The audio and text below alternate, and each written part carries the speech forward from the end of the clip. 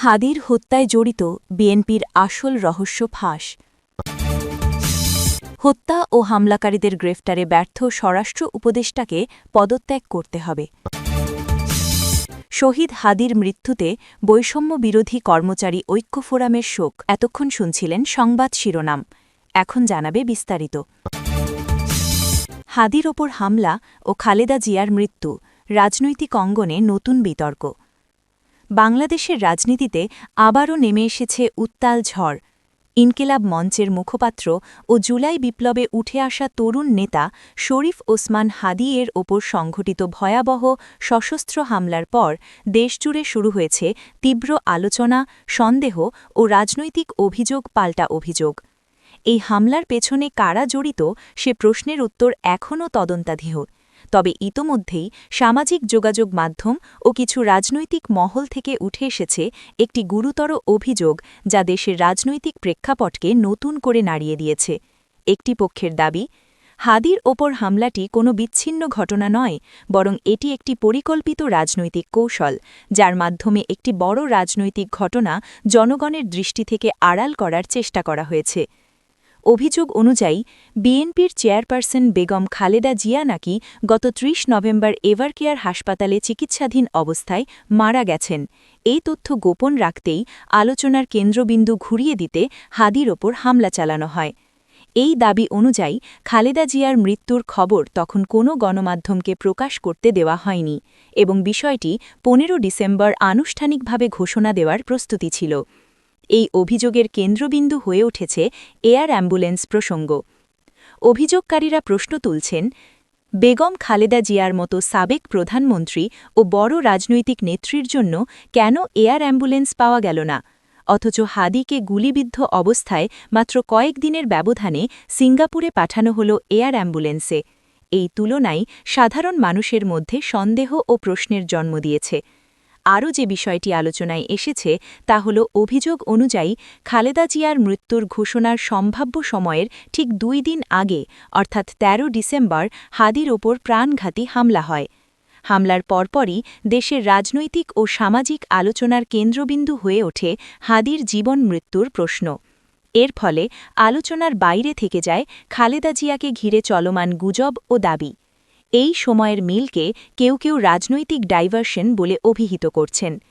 শরীফ ওসমান হাদী ছিলেন জুলাই গণ আন্দোলনে উঠে আসা এক তরুণ নেতা, ইনকিলাব মঞ্চের মুখ্য সংগঠক, ভারত বিরোধী বক্তব্য ও আগ্রাসন বিরোধী অবস্থানের জন্য পরিচিত। তার সমর্থকদের দাবি, হাদী কেবল একজন ব্যক্তি নন, তিনি একটি রাজনৈতিক প্রতীক। তাকে সরিয়ে দিতে চেয়েছে একটি শক্তিশালী মহল। এই অভিযোগে সরাসরি বলা হচ্ছে, হামলার নির্দেশ এসেছে বিএনপির শীর্ষ পর্যায় থেকে, পরে রাজনৈতিক কৌশলে দোষ চাপানো হচ্ছে নিষিদ্ধ আওয়ামী লীগের ওপর। এর পেছনে ভারতীয় কূটনৈতিক প্রভাব ব্যবহারের অভিযোগও তোলা হয়েছে।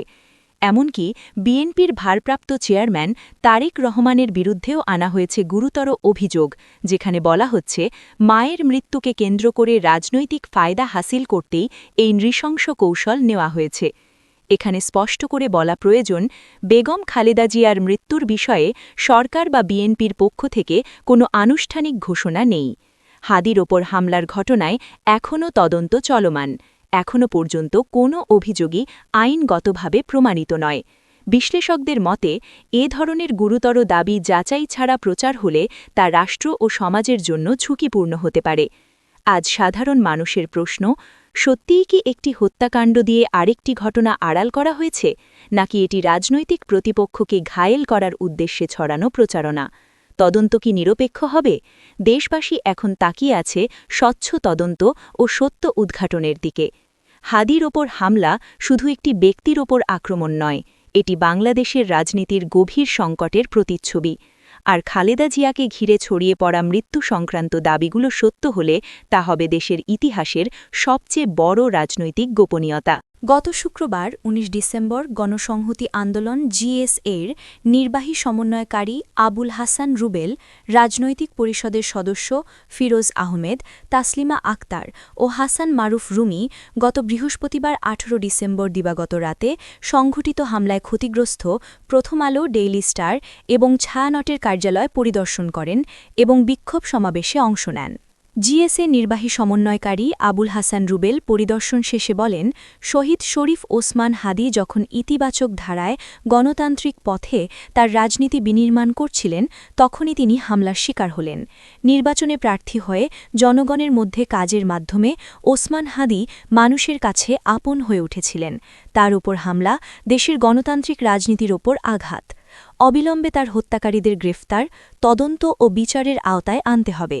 তিনি বলেন, শরীফ ওসমান হাদির হত্যাকারীদের গ্রেফতার করে তদন্ত ও বিচারের আওতায় আনাটা স্বরাষ্ট্র উপদেষ্টার দায়িত্ব ছিল। পরবর্তীতে তার মৃত্যুর খবর যখন এলো, তখন দেশের আইনশৃঙ্খলা বাহিনীকে সতর্ক অবস্থানে রেখে যাবতীয় হামলা ঠেকানোর দায়িত্ব ছিল তার। তাতে তিনি শোচনীয়ভাবে ব্যর্থ হয়েছেন, গণমাধ্যমের নিরাপত্তা নিশ্চিত করতে ব্যর্থ হয়েছেন। অবিলম্বে তাকে পদত্যাগ করতে হবে। জিএসের রাজনৈতিক পরিষদের সদস্য তাসলিমা আক্তার বলেন, এই হামলা বাংলাদেশের গণমাধ্যম, বাক স্বাধীনতা ও মত প্রকাশের স্বাধীনতার ওপর আঘাত।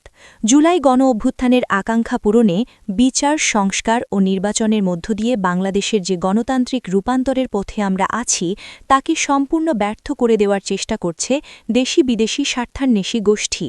আমাদেরকে ঐক্যবদ্ধভাবে এই দঙ্গলবাজিকে প্রতিহত করতে হবে। প্রতিহিংসার রাজনীতিকে প্রতিহত করে সকলে ঐক্যবদ্ধ হতে হবে। জিএসের রাজনৈতিক পরিষদের সদস্য ফিরোজ আহমেদ বলেন, বাংলাদেশের সাম্প্রতিক সময় সব দঙ্গলবাজির ঘটনায় অন্তর্বর্তী সরকারের ভূমিকা অত্যন্ত রহস্যময় এবং নীরব। তাদের এই রহস্যজনক নীরবতা অত্যন্ত নিন্দনীয় এবং হতাশাজনক। এটি আমাদের স্পষ্টভাবে বুঝিয়ে দিচ্ছে যে সরকার চায় গণমাধ্যম আতঙ্কে থাকুক এবং কথা না বলুক। ফিরোজ আহমেদ আরও বলেন, গতকাল রাতে ছায়ানট, প্রথম আলো এবং ডেইলি স্টারের মতো প্রতিষ্ঠানের উপর ভয়াবহ আক্রমণ চালানো হয়েছে। শরীফ ওসমান হাদির মৃত্যুর ঘটনায় সারা দেশের মানুষ শোকাহত ছিল এবং বিচার দাবি করছিল, কিন্তু সেই শোককে ছাপিয়ে একদল দঙ্গলবাজ পরিকল্পিতভাবে এই প্রতিষ্ঠানগুলোর ওপর হামলা চালিয়েছে। সিসিটিভি ফুটেজে যাদের এই হামলায় দেখা গেছে, তাদের অবিলম্বে গ্রেফতার করার দাবি জানাচ্ছি।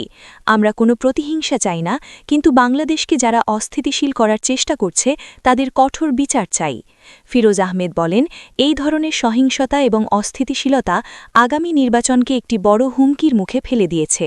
যারা শেখ হাসিনার কায়দায় আবারও বাংলাদেশকে বিভাজন করার চেষ্টা করছে এবং সহিংসতা উস্কে দিচ্ছে, তাদের প্রতিহত করতে হবে।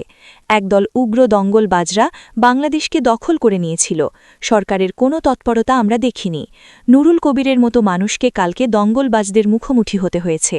তার মতো মানুষের ওপর হামলা থেকে বোঝা যায়, তারা কোনো নিরীহ ক্ষুব্ধ জনতা না, তারা একটা সংগঠিত অংশ। এই সংগঠিত অংশ কিভাবে সামনের দিনে বাংলাদেশকে আরও অস্থিতিশীল করতে পারে, সে বিষয়ে আমাদেরকে সতর্ক হওয়া দরকার। এক বিবৃতিতে গণসংহতি আন্দোলন জিএসের প্রধান সমন্বয়কারী জোনায়েদ সাকি বলেছেন, শরীফ ওসমান হাদিকে হত্যার ঘটনায় ন্যায় বিচার নিশ্চিত করতে হবে। দেশবাসীকে ঐক্যবদ্ধ হয়ে গণমাধ্যমের ওপর আক্রমণ ও নৈরাজ্যের বিরুদ্ধে দাঁড়াতে হবে। পতিত ফ্যাসিস্ট ও তাদের দেশি বিদেশি দোসররা নৈরাজ্য তৈরি করে নির্বাচন ও গণতান্ত্রিক উত্তরণের প্রক্রিয়াকে বাধাগ্রস্ত করছে। তাদেরকে রুখে দেওয়ার জন্য জনগণের বৃহত্তর ঐক্য গড়ে তুলতে হবে।